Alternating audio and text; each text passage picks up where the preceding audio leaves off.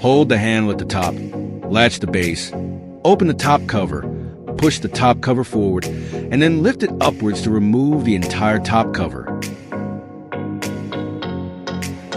Push the fuse upwards from the bottom, and you'll hear a click, which indicates it's unlocked.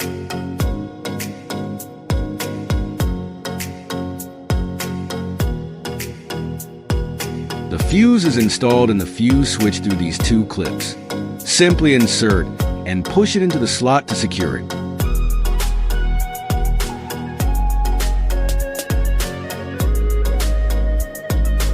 Align the front cover with the base, lower it down, and push it inward to lock it into place. When closing the top cover, make sure to push it tightly until it is securely fitted.